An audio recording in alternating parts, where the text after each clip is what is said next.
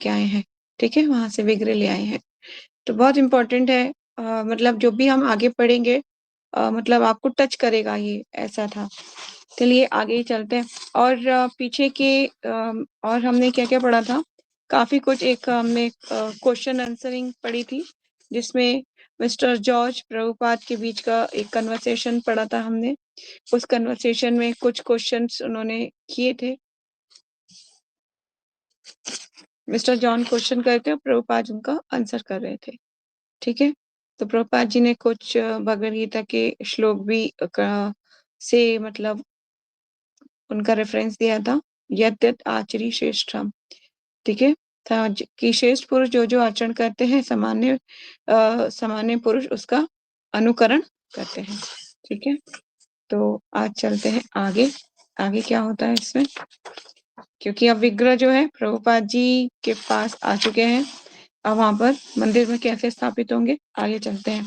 तो कल का एक लास्ट पैराग्राफ से शुरू करते हैं, ताकि एक रिदम बन जाए। चलिए, शिला प्रभुपाद की जय, शिला गुरुदेव की जय। प्रभुपाद बड़ी ही सतर्कतापूर्व अपने शिष्यों द्वारा मूर्ति को 2 मंजिले तक पहुंचाने का निरीक्षण करते रहे। भक्तगण प्रभुपाद द्वारा राधा तथा कृष्ण को अपने मंदिर में लाए जाने पर इतना उत्कंठित होते देख अत्यंत विस्मित हो रहे थे। प्रभुपाद ने पर्दा लगवाकर अलग किए गए अपने कमरे के एक भाग में मूर्तियों को रखाया, और फिर वे अपने डेस्क पर आ बैठे। ठीक है, तो प्रभुपाद जी ने अपने रूम में ही रखवाया है, और बीच में एक पर्दा लगा दिया है, ताकि भगवान की मतलब वो ना हो जाए।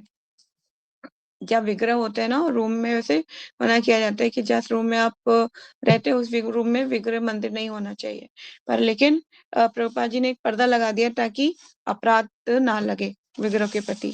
चलिए आगे चलते हैं। शिला गुरुदेव, शिला प्रभुपाद की जय। श्याम सुंदर ने जगन्नाथ जी की वेदी तथा राधा कृष्ण के सिंहासन के ऊपर के छत्र को छोड़कर वेदी का अधिकांश कार्य पूरा कर लिया था। जगन्नाथ जी की वेदी तथा राधा कृष्ण के छत्र को 4 भारी भारी तथा 6 फुट से अधिक ऊंचे लकड़ी के खंभों पर टिकाया जाना था। पीछे के 2 खंभे पर जगन्नाथ जी की मूर्तियों को खड़ा करने के लिए संगमरमर की चौकी रखी जानी थी, और आगे के 2 खंभे राधा कृष्ण का मखमली छत्र थामने वाले थे। ये खंभे बड़े तथा भारी थे। श्याम सुंदर इन्हें हाथी पांव खंभे कहता। ठीक है, भारी खंभे थे, तो वो कहते थे ये जो खंभे हैं कैसे, हाथी पांव खंभे कहता था। ये खंभे इस समय वेदी पर ठीक तरह खड़े थे। यद्यपि श्याम सुंदर को इन्हें मजबूती से स्थापित करने का अवसर नहीं मिला था। स्थापना के एक दिन पूर्व थकावट के कारण श्याम सुंदर ऊपर की छत पर मूर्छित हो गया था। उद्घाटन के दिन विज्ञापन तथा इश्तेहारों के फलस्वरूप मंदिर में अनेक अतिथियों, विशेषतः भारतीयों की भीड़ लग गई। एप्पल रिकॉर्ड वालों ने एक व्यवसायी माली भेजा था, जिसने कमरे को फूलों से सुसज्जित किया था। इस समारोह का वीडियो टेप बनाने के लिए बीबीसी का एक दल उपस्थित था। जब सभी भक्त की रहे थे, तो प्रभुपाद मंदिर के दूसरे कोने पर पर्दे के पीछे राधा कृष्ण को स्नान करा रहे थे। जब स्थापना होती है विग्रह की, तो पूरे विधि विधान से होती है, जैसे कि विग्रह को लाया जाता है, फिर उनकी आंखों पे पट्टी बांधी होती है, जैसे लेके आते हैं उनको पट्टी बांध के लेके आते हैं, फिर पहले नेत्र उन्मीलन होता है, फिर भगवान का पूरा पंचामृत से बड़ी वाली विग्रहों का भी स्नान होता है, जैसे छोटे उत्सव विग्रहों का होता है, ऐसे बड़ी मूर्तियों का भी स्नान होता है। देखा है आप लोगों ने होते हुए स्नान? तो इसी तरह से यहाँ पर भी प्रभुपाद जी कर रहे हैं।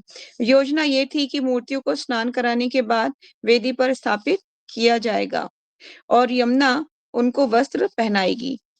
जब वे प्रसादित होकर सिंहासन पर बैठ जाएंगे, तो पर्दा खुलेगा, जिससे सभी अतिथि श्री राधा कृष्ण का दर्शन कर सकें। फिर प्रभुपाद जी का प्रवचन होगा, और फिर सभी लोग भोजन करेंगे। किंतु श्याम सुंदर की असावधानी से स्थापना लगभग 1 घंटा श्याम सुंदर की असावधानी से स्थापना लगभग दुर्घटना बन गई।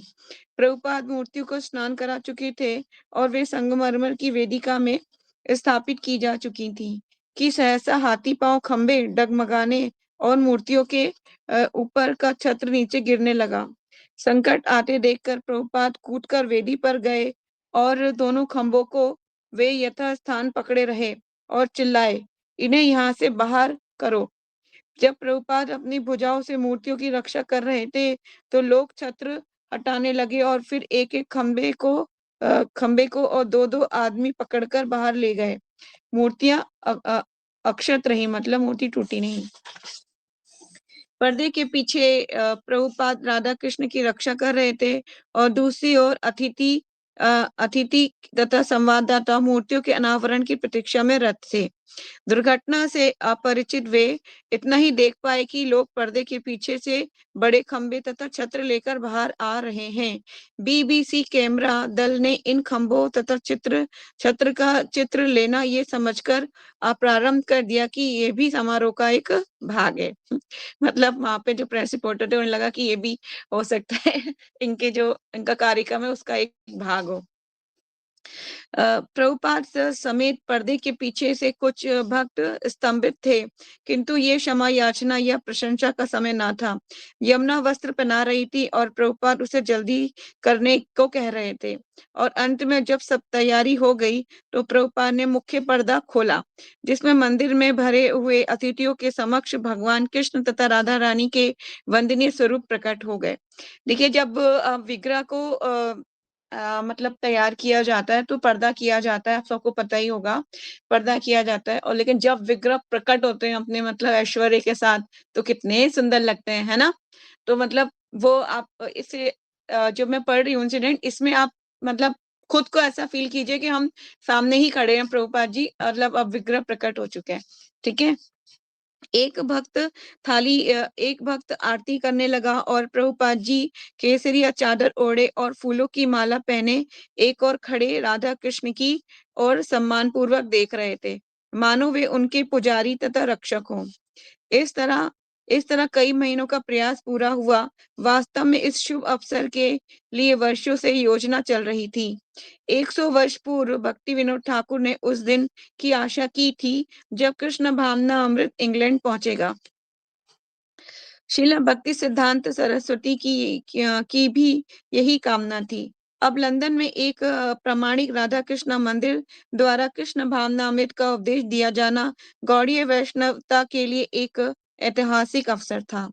इस तरह पूर्ववर्ती आचार्यों के चिरकालीन आदेश की पूर्ति हुई हुई थी। प्रभुपाद ने भारत के अपने अनेक गुरु भाइयों को आमंत्रण भेजा था।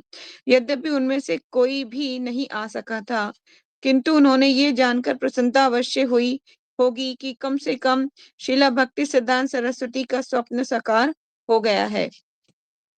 प्रभुपाद जी ने मंदिर स्थापित कर दिया, इससे बड़ी बात क्या हो सकती है, वो भी लंदन में। प्रभुपाद 73 मतलब 73 वर्ष के थे और 3 वर्षों में वे 21 मंदिर खोल चुके थे। हरि बोल। मतलब प्रभुपाद जी अमेरिका पहुंचने के 3 वर्षों में ही उन्होंने 21 मंदिर खोल चुके थे।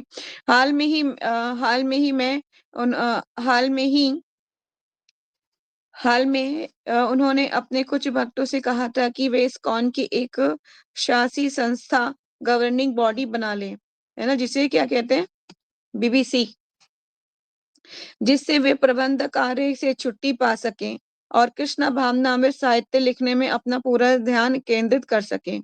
ये साहित्य सबों के लाभ के लिए विश्व भर के घरों, स्कूलों तथा कॉलेजों में उपलब्ध कराया जा सकता था।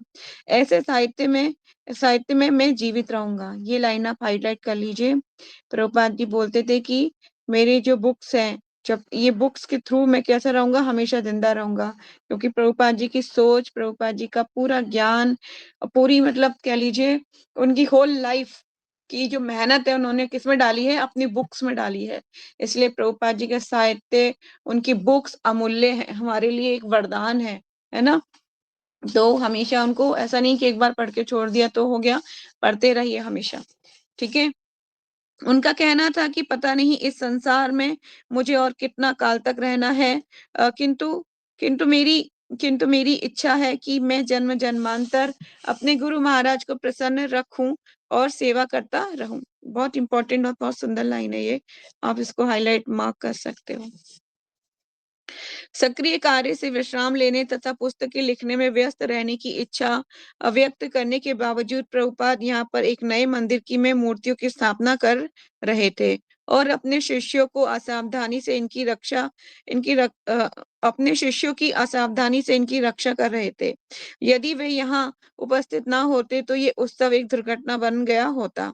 इतने कठोर परिश्रमी होते हुए भी शिष्यों को प्रभुपाद के मार्ग निर्देशन की आवश्यकता थी। इस्कॉन का विकास अभी आरंभ ही हुआ था।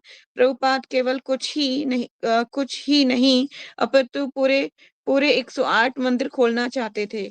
उनकी विश्व यात्रा तथा पुस्तक मुद्रण अभी प्रारंभ हो रहे थे और अन्य बातों की तरह उनके शिष्यों की संख्या भी बढ़नी थी। उनके आंदोलन की गरिमा बढ़ेगी और इसी के साथ ही नास्तिकों का विरोध भी। कृष्ण भावनामृत विकसित हो रहा था और प्रभुपाद अग्रणी थे। उन्होंने कहा, मुझे चारों ओर प्रकाश दिख रहा है, ये कृष्ण का प्रताप यश है। ये लाइन आप हाईलाइट कर सकते हो। वे अपने अपने वे वे अपने को गुरु का दास मानते थे और उज्जवल भविष्य तो भगवान कृष्ण के हाथों में था।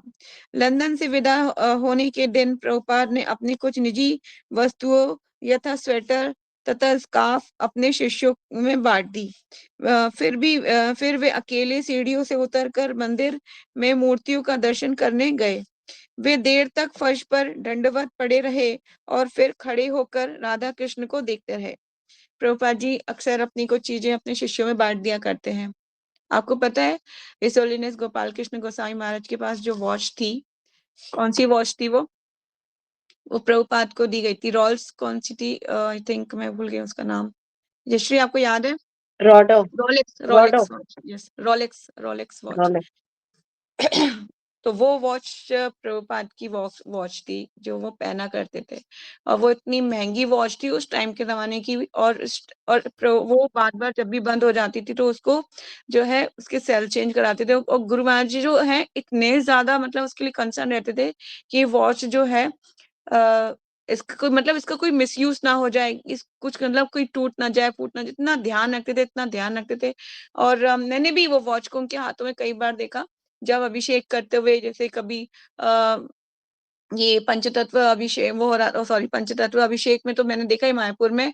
यहाँ दिल्ली टेम्पल में भी जैसे गौर पूर्णिमा फेस्टिवल्स या और भी कोई फेस्टिवल में वो अभिषेक करते थे तो मैं उनके हाथ में देखती थी। तो मतलब ऐसे प्रभुपाद जी अपनी कुछ चीजें अपने शिष्यों को बांटा करते थे, तो आज भी वो एज इट इज है। ठीक है। यमुना बोल रही है आगे, प्रभुपाद मूर्तियों को पूर्ण श्रद्धा से देख रहे थे। उन्होंने इन मूर्तियों से प्यार था। वे इनके नितांत सौंदर्य पर टीका टिप्पणी करते रहते और किस प्रकार वे एक दूसरे की पूरक थी। कभी राधा रानी अधिक सुंदर लगती तो कभी कृष्ण का चंद्रमुख उनकी आंखें चमकती हैं।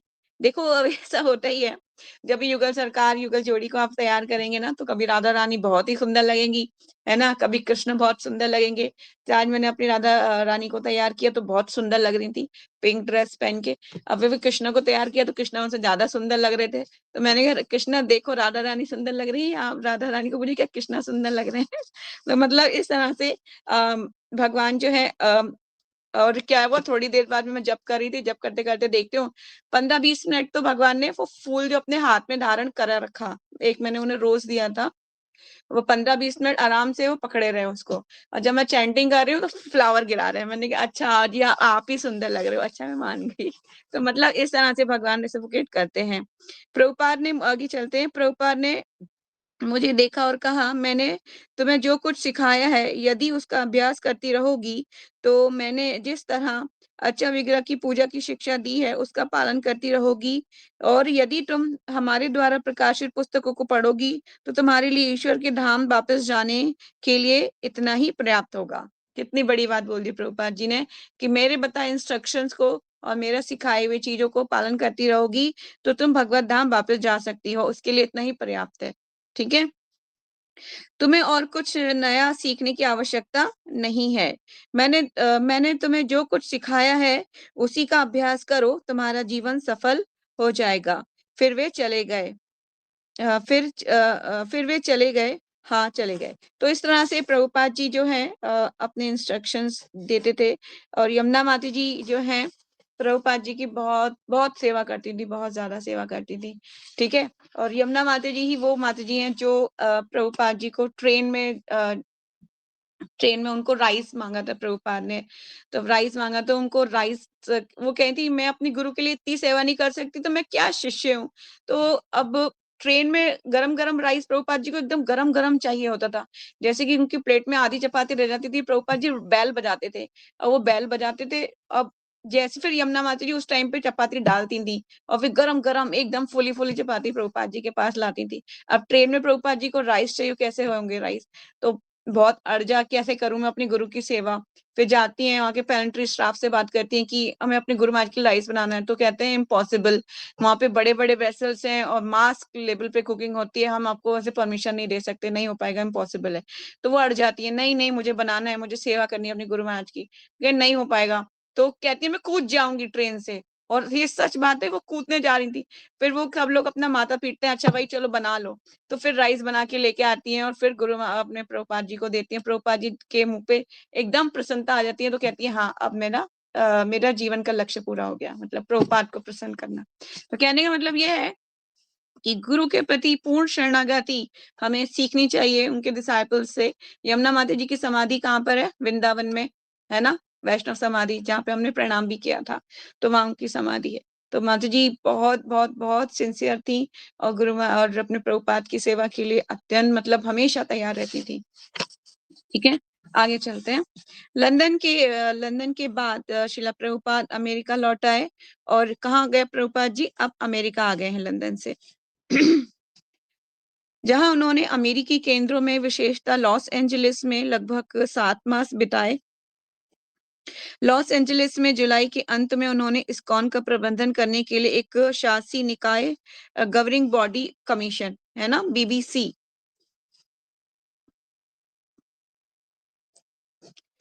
बीबीसी की अभी मीटिंग चल रही है, हर साल मायापुर में मीटिंग होती है गौर पूर्णिमा फेस्टिवल से पहले।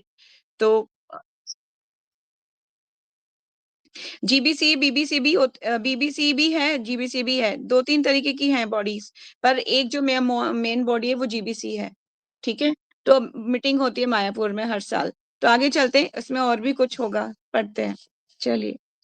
तो जुलाई के अंत में उन्होंने इस्कॉन के प्रबंधन के लिए एक शासी निकाय गवर्निंग बॉडी कमीशन की स्थापना करने की अपनी योजना के बारे में बताया।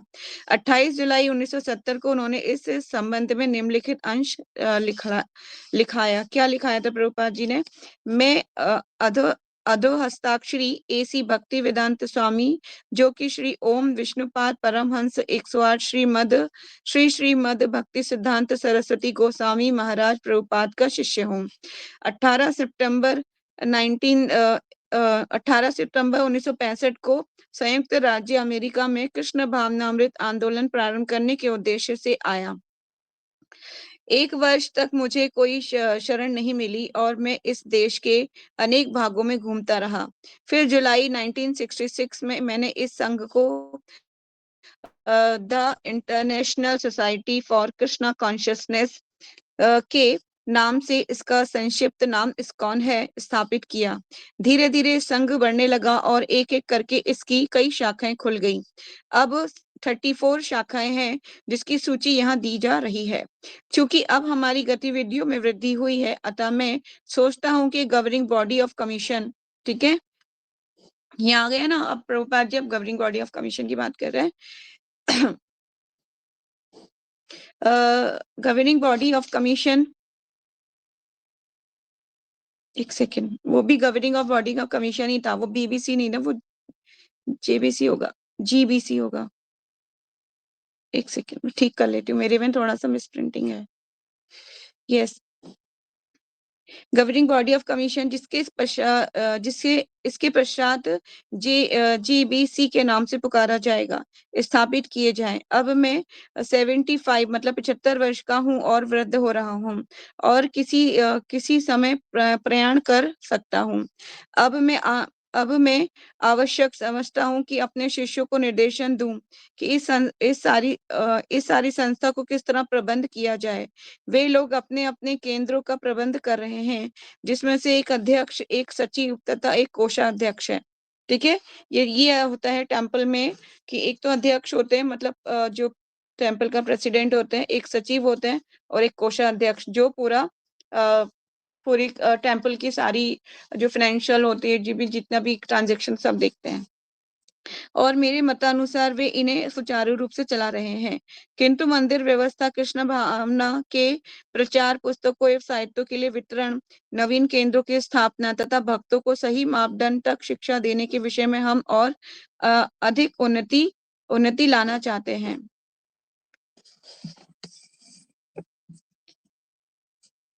फिर प्रभुपाद ने उन 12 व्यक्तियों के नाम की सूची लिखाई जिन्हें JBC बनानी थी। ये 12 व्यक्ति कौन है जो उन्होंने JBC बनानी थी मिलके? अब ये व्यक्ति मेरे साक्षात प्रतिनिधि माने जाते हैं। जब तक मैं जीवित हूँ, ये मेरे क्षेत्रीय सचिवों, जोनल सेक्रेटरी के रूप में कार्य करेंगे और मेरे मरने पर ये कार्यकारी प्रबंधन कहलाएंगे। ठीक है। दूसरे दिन ही प्रभुपाद ने एक अन्य महत्वपूर्ण वक्तव्य अंकित करवाया, जिसमें उन्होंने अपने अनेक शिष्यों को भक्ति वेदांत बुक ट्रस्ट के ट्रस्टी के रूप में नामांकित किया। ठीक है, तो अब प्रभुपाद जी एक तरीके से अपनी पूरी विल भी बना रहे हैं और ये भी स्थापना कर रहे हैं, JBC की स्थापना भी हो रही है। ठीक है, अब प्रभुपाद जी नाम बताएंगे कि कौन कौन 12 लोग जो हैं इस JBC में होंगे शामिल। भक्ति वेदांत बुक ट्रस्ट का धन मेरी पुस्तकों तथा साहित्य को प्रकाशित करने तथा विश्व भर में मंदिरों की स्थापना करने के लिए प्रयुक्त होगा, जिनमें से 3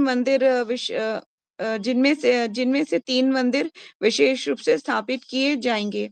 मायापुर, ये 3 मंदिर विशेष रूप से कौन कौन से हैं सुन लीजिए। स्थापित किए जाएंगे मायापुर, वृंदावन और जगन्नाथपुरी में एक एक मंदिर होगा। यद्यपि शिला प्रभुपाद चाहते थे कि JBC इस्कॉन के कार्यकलापों का निरीक्षण करे, यद्यपि कोई एकाधिकार वाला ढांचा नहीं बना रहे थे, उन्होंने JBC के सदस्य कर्णधार को लिखा, प्रत्येक मंदिर को स्वतंत्र और आत्मनिर्भर होना चाहिए। देखिए, बहुत से लोग बोलते हैं कि इस्कॉन क्या है कि एक विदेशी संस्था है और क्या करती है, सारा धन लेके विदेशों में देती है। तो उनके लिए ये जवाब है, ध्यान से सुन लीजिए। प्रभुपाद जी ने बोला हुआ है कि सारे मंदिरों को अपना खुद का खर्चा खुद करना है, कोई भी मंदिर किसी दूसरे मंदिर से बोरो नहीं कर सकता। ठीक है, तो ध्यान से सुनिए।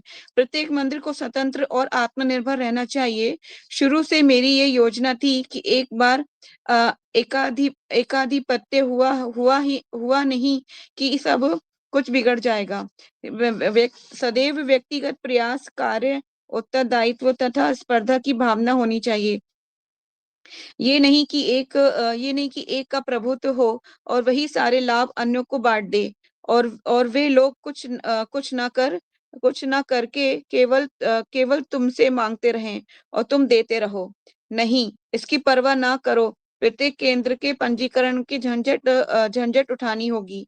वे एक का कर प्रमाण पत्र लेना होगा और प्रत्येक राज्य के पृथक कॉर्पोरेशन बनाना होगा। इससे लोग सीखेंगे कि सारी चीजें कैसी की जाती हैं और इससे उनमें विश्वसनीयता एवं जिम्मेदारी की भावना विकसित होगी। ठीक है, तो प्रभुपाद जी साफ कह रहे हैं कि सब लोग अपना अलग अलग करेंगे, सारे मंदिर। ये नहीं कि एक मंदिर फिर किसी दूसरे मंदिर से हेल्प ले रहा है तो पहले वाला मंदिर सोचे कि अब तो मैं डिपेंड हूँ इस मंदिर पे और कुछ करेगा ही नहीं, फिर है ना, कोई अपने मतलब कि फंड इकट्ठे नहीं करेंगे तो कैसे होगा, फिर एक ही देने लगेगा। तो इसलिए प्रभुपाद जी बहुत दिमाग लगा के इस चीजों को जो है, क्योंकि प्रभुपाद साधारण व्यक्ति नहीं है, वो भगवान के घर से आए थे, तो कितना मतलब उन्होंने कैसा दिमाग लगाया, कैसी योजना बनाई, जिसके द्वारा इस्कॉन आज भी उनके जाने के बाद भी स्टेबल है ना, और बढ़ गया है और ज्यादा। यही तो होती है पहचान। एक तो शिष्य होते हैं इस टाइप के कि उनको कुछ दिया जाता है तो वो उसका मतलब 1 रुपए का 50 पैसे कर देते हैं, और एक होते हैं उसको 1 का 1000 कर देते हैं। तो इस तरह से प्रभुपाद जी के शिष्य जिन्होंने उनको बढ़ा दिया। अब पहले दिल्ली में एक ही मंदिर हुआ करता था, और अब दिल्ली में 17 मंदिर हैं, 17 टेम्पल्स। ठीक है, तो आगे चलते हैं। कलकत्ता, अब ईयर कौन सा है, 1970 में पहुंच चुके हैं हम। ये बर्थ ईयर है, नहीं नाम लूंगी यहाँ पे किसका बर्थ ईयर है। ठीक है, चलिए।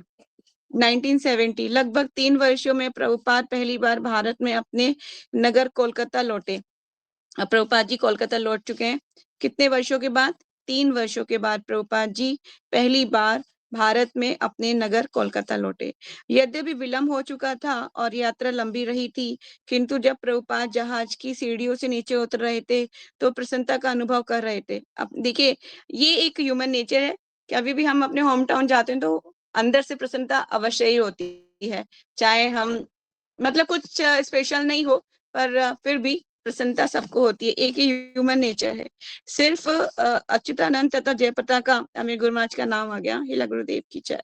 अच्युतानंद तथा जयप्रताका जो भारत में अनेक अनेक अमेरिकी शिष्य थे, हवाई अड्डे पर खड़े थे, और जो ही उन्होंने केसरिया रेशमी वस्त्रों में प्रभुपाद को आते देखा तो उन्हें नमन किया। प्रभुपाद मुस्कुराए और उनका आलिंगन किया, प्रभुपाद जी ने उनको आलिंगन किया। ठीक है, तो एक आज मैंने एक बहुत सुंदर कहावत पढ़ी थी कि अगर आप किसी भी भगवान के शुद्ध भक्त को मिलने जाते हैं, और उसके जाने के जो ड्यूरेशन टाइम होता है, और जैसे जैसे आप एक एक पग बढ़ाते हैं तो वो कोटिन यज्ञ के बराबर होता है। उसमें एक लाइन जो है, एक कोट करी थी माता जी ने, मैं पढ़ के बताती हूँ, मतलब याद हो गई मुझे कि संत मिलन को जाइए तजे मान अपमान, एक एक पग आगे बढ़े कोटि न यज्ञ समान। मतलब जो संत मिलन को हम जाते हैं और जो एक एक पग हम आगे बढ़ाते हैं, वो कोटि न यज्ञ के समान हो जाता है। तो अब हम मायापुर जा रहे हैं, वहां पे हम गुरु महाराज से मिलेंगे और ढेर सारे भक्तों से मिलेंगे। अभी हमारे जाने के जितने जितने पग हम बढ़ाएंगे उस धाम की ओर, वो हमारे कोटि न यज्ञ के समान होंगे। ठीक है, तो कितना ब्लेसफुल है ना ये। तो आगे चलते हैं, क्या हो रहा है आगे। कोलकाता में राजनीतिक उथल पुथल मची थी। कम्युनिस्ट आतंकवादियों का एक दल नक्सलाइट उपद्रव मचाते और मुख्य व्यापारियों की हत्या करते और अन्य कई लोगों को जीवन की धमकी दे रहे थे। अनेक धनवान मारवाड़ी उद्योगपति कोलकाता शहर छोड़कर दिल्ली तथा बम्बई के लिए प्रस्थान कर रहे थे।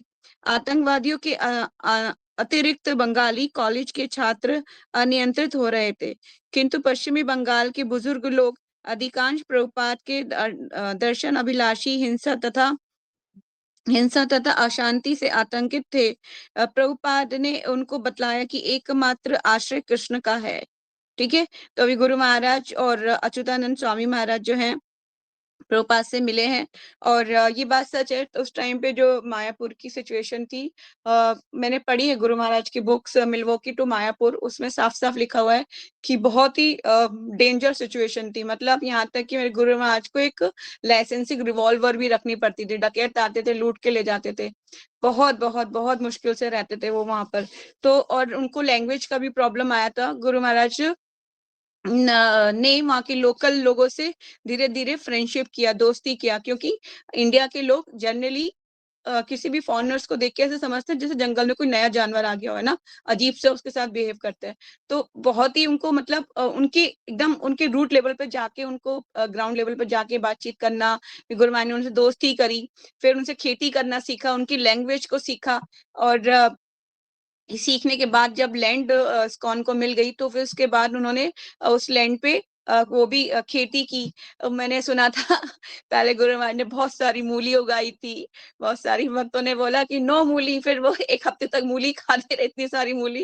बोले नहीं अब मूली मत उगाना। फिर मटर उगाई बहुत सारी। इस तरह से गुरु महाराज अलग अलग मतलब वो करते थे, उगाते थे चीजों को, मतलब सीखा गुरु महाराज सारा कुछ, इतने सारे लोगों को, मतलब कोलकाता में आप जब मायापुर में जाओगे ना, लोकल लोग जो है ना सारे गुरु महाराज की ग्लोरीफाई करते हैं सारे। एक बार तो मैं उर्मिला माता जी के साथ हम लोग किसी जा रहे थे धाम, मतलब लीला स्थली का दर्शन करने, तो मैं सबसे आगे बैठी थी ऑटो में, तो ऑटो वाले को मैं पूछ रही थी, मतलब टोटो वाले भैया जो है पूछ रही थी, तो बोले मैंने क्या हिज होलीनेस जय पताका स्वामी महाराज के बारे में आप कुछ बताइए ना, तो बोले गुरु महाराज बहुत अच्छा आदमी है, मतलब उनकी लैंग्वेज बहुत अच्छी है ना, वो तो मतलब बंगाली है, तो वो हिंदी में कोशिश कर रहे थे बताने की, बहुत अच्छा आदमी है, वो एक महान पुण्य आत्मा है, आप यहाँ पे रह के हमारे साथ रह के उन्होंने यहाँ के पूरे एरिया को डेवलप किया, हमें काम उन्हीं की, हम रोटी खाते हैं उनका नाम लेके खाते हैं, यहाँ पे कुछ भी नहीं हुआ करता था, हमारे हमारे दादा परदादा बताते हैं कि पूरा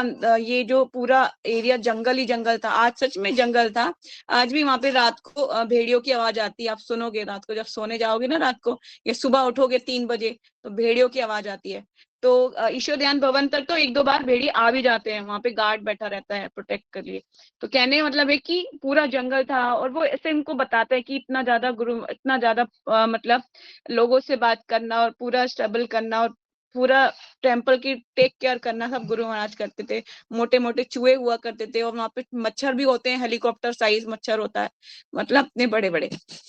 कहने का मतलब ये कि इतना स्ट्रगल किया है वहां के प्रभुपाद गुरु महाराज, प्रभुपाद ने के डिसाइपल्स, प्रभुपाद ने खुद ही, अब देखिए आगे क्या होता है, चलते हैं ना सब आपको समझ में और आएगा।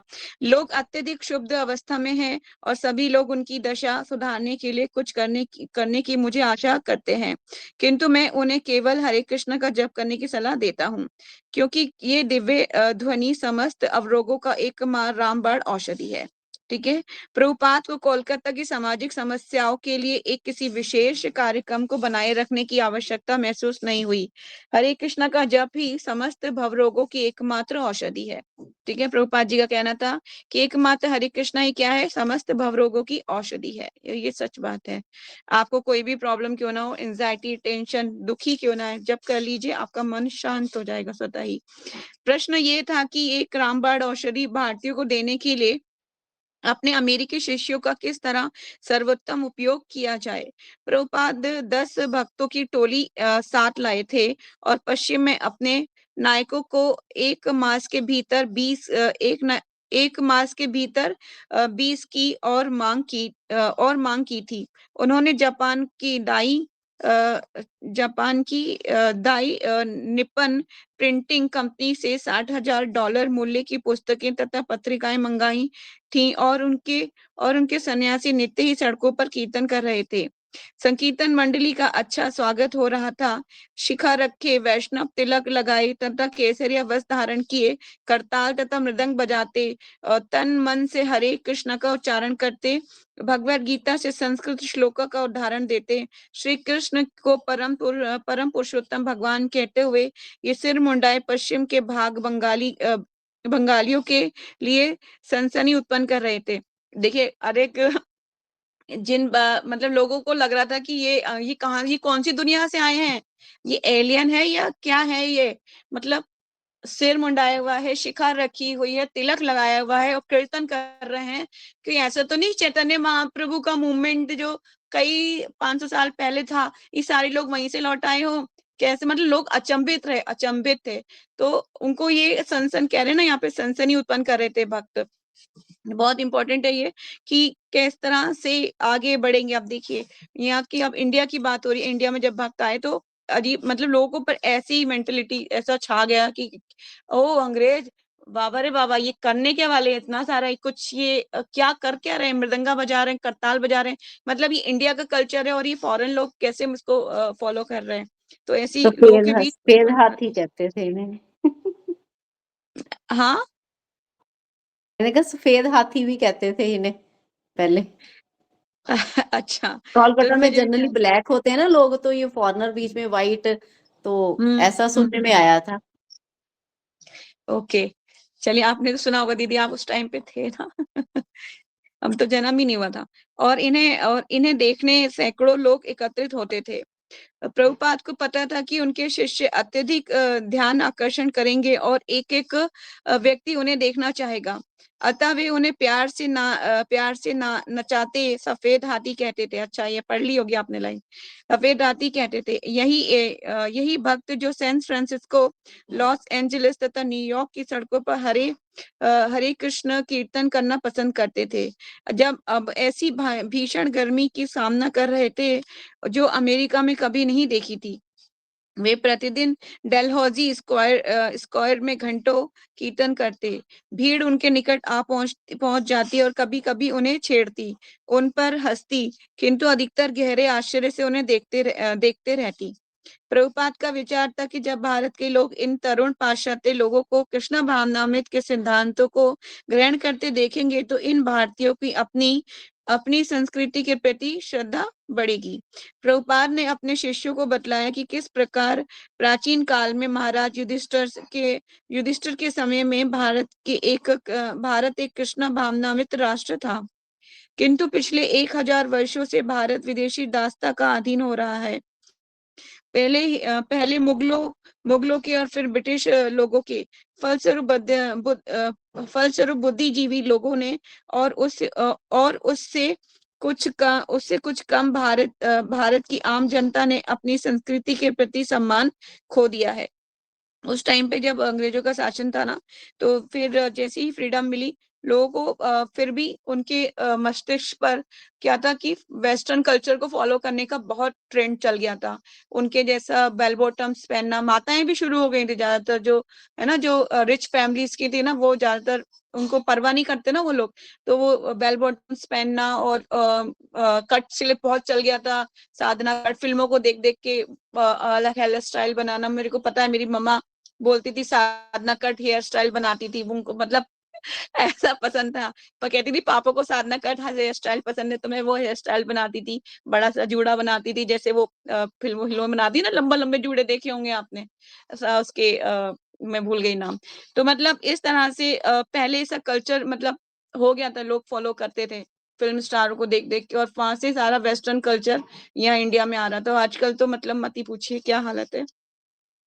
चलिए आगे चलते हैं। अब वे पश्चिम के भौतिकतावादी लक्ष्यों का अनुकरण कर रहे हैं और उन्हें ये धर्म की अपेक्षा अधिक व्यवहारिक तथा लाभप्रद लग रहा है, जो केवल भावुकता थी। प्रभुपाद को भली भांति विदित था कि विरक्त वैष्णवों के रूप में ये रहकर ये पाश्चात्य भक्त भारतीयों के मस्तिष्क और हृदय को बदलकर अपनी खोई हुई सभ्यता में पुनः श्रद्धा उत्पन्न करा सकेंगे, किंतु ये कोई भौतिक चाल न होकर आध्यात्मिक शक्ति होगी। प्रभुपाद इस बात पर बल देते थे कि भक्तगण अपने कार्यों में शुद्ध रहें, यही शुद्धता उनकी शक्ति बनेगी। ठीक है, जो शुद्धता है, अगर वो शुद्धता का पालन करेंगे तो ये शक्ति बन जाएगी। ठीक है, तो क्लीनिंगनेस, 3 बार स्नान बोला था प्रभुपाद जी ने करने के लिए। 3 बार स्नान करना सन्यासी थे। और भक्त गुरु महाराज को तो 21 साल की उम्र में ही जो है सन्यास दीक्षा मिल गई थी, 21 साल की उम्र में ही, है ना। तो फिर 3 बार स्नान और इतना शुद्धिकरण का पालन और विग्रह की सेवा, सब कुछ। आज मैं वो भी दिखाऊंगी आप लोगों को मायापुर में, जहाँ पे ना प्रभुपाद जी पहली कुटिया जो भजन कुटीर है प्रभुपाद जी, जहाँ वो पहले एकदम एक पॉइंट है वहाँ कैंपस में, जहाँ पर प्रभुपाद जी की कुटिया है, भजन कुटीर। वहां पर आज भी 24 आवर्स कीर्तन होता रहता है। और वहीं पे ही जो है पहले छोटू राधा माधव है ना, जो उत्सव विग्रह है, वो उन्हीं की स्थापना वहीं हुई थी। तो वहां से फिर वो बड़े मंदिर में बाद में आए, और फिर इसके बाद वो फिर टीओवीपी में जाएंगे। तो ठीक है, तो आगे चलते हैं। लगभग 10 दिनों तक डलहौजी स्क्वायर तथा चौरंगी के आसपास कीर्तन चलने के बाद प्रभुपाद ने इसे बंद कराने का निश्चय किया। उनका कहना था कि यद्यपि ये गली गली संकीर्तन धर्म उपदेश का सर्वोत्तम साधन था, किंतु भारत के लिए ये अत्यंत कारागर साधन नहीं हो सकता। बंगाल में कई पेशेवर कीर्तन मंडलियां थीं और प्रभुपाद नहीं चाहते थे कि उनके भक्त पेशेवर कीर्तनियों या भिक्षुकों की तरह दिखें। ठीक है, प्रभुपाद ये नहीं चाहते थे कि ये मतलब लोग इन्हें ऐसे ही समझें कि भिक्षुक हैं टाइप का। ठीक है। वे चाहते थे कि इस प्रकार धर्म का प्रचार करें जिससे अधिक बुद्धिमान एवं सम्मानीय भारतीयों के संपर्क में आ सके। ठीक है, सम्मानीय भारतीय कब आएंगे उनके संपर्क में? जब उन्हें लगेगा कि हाँ ये इनका कुछ मतलब कुछ इनके रूल्स एंड रेगुलेशंस हैं, उसको ये फॉलो करते हैं। ऐसा नहीं कि किसी ने 500 रुपए दे दिया, अच्छा चलो 500 रुपए देता हूँ आप कीर्तन करो, ऐसे वाले भक्त प्रभुपाद नहीं बनाना चाहते थे। ठीक है, सम्मानीय बनाना चाहते कि सम्मानीय भारतीयों के बीच वो संपर्क में आ सके। अतः उन्होंने अपनी नई योजनाएं प्रकट की। उन्होंने इसे आजीवन सदस्यता कहा, मतलब लाइफ मेंबरशिप। ठीक है, लाइफ मेंबरशिप शुरू की गई। इसके अंतर्गत उनके शिष्य उन भारतीयों को जो इस्कॉन की सहायता करने तथा अपना संबंध जोड़ने के इच्छुक हों, सदस्य बनने के लिए आमंत्रित करेंगे। 1111 रुपीस की सदस्यता शुल्क से सदस्य की कई तरह के लाभ मिल सकेंगे। तब 1111 रुपए में मिलती थी ये मतलब क्या इस्कॉन की मेंबरशिप, लेकिन आज कितने की मिलती है पता है आपको? नहीं, 35,555 रुपीस में। ठीक है, तो ये आज मेंबरशिप बनना है किसी को तो वो ये देके मेंबर बन सकता है।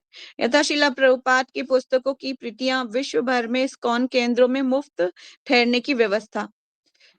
एक दिन शाम को निजी आवास में धनी व्यापारियों के समूह के समक्ष बोलते हुए प्रभुपाद ने आजीवन सदस्यता कार्यक्रम का शुभारंभ किया। भाषण के बाद उन्होंने अपने श्रोताओं से इस्कॉन का आजीवन सदस्य बनने को कहा और कोलकाता में अनेक व्यापारियों ने तुरंत ही हस्ताक्षर कर दिए। हर कोई बनना चाहता था सदस्य। क्यों? क्योंकि उसे लगता था कुछ है, मतलब इनके कीर्तनियाज और विदेशी हैं इनके कीर्तन में, कुछ अवश्य ही होगा। क्योंकि उस टाइम पे सारे लोग क्या कर रहे थे, वेस्टर्न कल्चर को फॉलो करने में लगे हुए थे, उन्हें लग रहा था कुछ नया है इनके में। ठीक है, आगे चलते ही कन्वर्सेशन के बाद एंड करेंगे। बी एल जाजू सरल स्वभाव से वस्तुतः लगभग अभिभूत हो गया और उन्होंने मुझे बतलाया कि वे किस प्रकार नियमित व्यवसाय में व्यस्त थे। जब उनके गुरु ने उन्हें बतलाया कि 400 वर्ष पूर्व चैतन्य महाप्रभु ने कहा था कि हरे राम हरे कृष्णा का कीर्तन सारे विश्व में होगा, मेरे गुरु ने वही कार्य मुझे सौंपा और कहा कि तुम्हें अमेरिका जाकर ये कार्य करना पड़ेगा। मुझे उनमें मिथ्या अभिमान नहीं मिला और वे अत्यंत सरल थे। वे मुझसे इस प्रकार बातें कर रहे थे मानो मेरा कोई भाई मुझे बता रहा हो कि किस प्रकार वे अमेरिका गए और वहां कैसे कार्य चालू किया और किस प्रकार धीरे धीरे सारे विश्व में इस तरह कृष्ण भावनामृत के प्रसार की योजना बनाई गई। ठीक है, जब मैं अपने जब मैं जब जब मैंने उनके शिष्यों के जीवन को बदलते देखा तो मैं सोचने लगा कि क्यों ना मैं भी बदलूं। मुझे भी अपने विनम्र ढंग से कुछ कहना चाहिए। मुझे इसकी परवाह नहीं करनी चाहिए कि दूसरे लोग क्या कर रहे हैं। मुझे लगा कि वे अदिष्ट अदिष्ट रूप से मेरे जीवन का छाप छोड़ रहे हैं। मेरी पत्नी और यहाँ तक कि मेरा पुत्र सचमुच आश्चर्यचकित हुए जब जब उन्होंने देखा कि गोरे गोरे लोग जिन्हें हमने कभी भी नहीं सोचा था कि ये कृष्ण भक्ति की ओर मुड़ेंगे और इतना अधिक बदल चुके हैं। अतः हम लोगों ने सोचा कि अच्छा हो यदि हम भी गीता के उपदेश का पालन करने की कोशिश करें।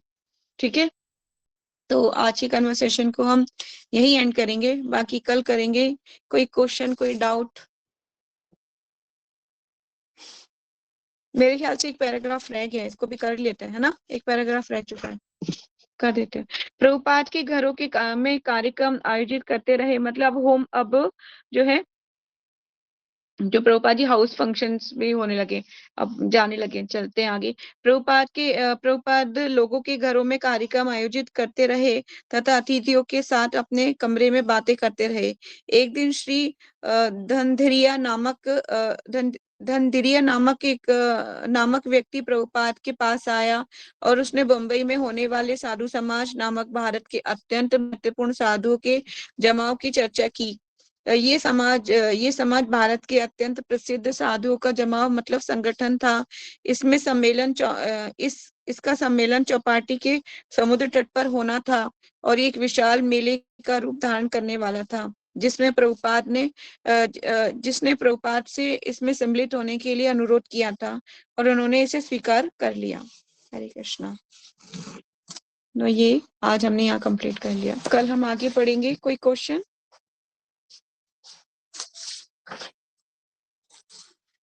नहीं जयश्री, कोई क्वेश्चन नहीं है? चलिए, तो ये बहुत इंपॉर्टेंट है कि हमने प्रभुपाद जी के जीवन से कितनी चीजें सीखने को मिलती है ना, अनलिमिटेड। कितना कुछ उन्होंने स्ट्रगल किया है, कैसे सबको ट्रेन किया है। ये कोई, मैं बार बार इस बात को ही बोलती हूँ कि प्रभुपाद साधारण नहीं है, नहीं है। तो आगे हम इसके बारे में और पढ़ेंगे, जानेंगे प्रभुपाद जी के बारे में। कल पढ़ते हैं, बाकी का कंटिन्यू करते हैं, यहीं पे वाइंड अप करते हैं आज क्लास। श्रील प्रभुपाद की जय, श्रील गुरुदेव की जय। वांछा कल्पतरुभ्य अक्षय कृपा सिंधुवाई वचा पतितानां पावनेभ्यो वैष्णवेभ्यो नमो नमः। अनंत कोटि वैष्णव भक्तविंद की जय। नामाचार्य हरिदास ठाकुर की जय। जगत गुरु श्रील प्रभुपाद श्रील गुरुदेव की जय। निताई गौर सीतानाथ प्रेमानंदे। हरि हरि बोल। हरे कृष्णा। प्रणाम। हरे कृष्णा। हरे कृष्णा। दंडवत प्रणाम।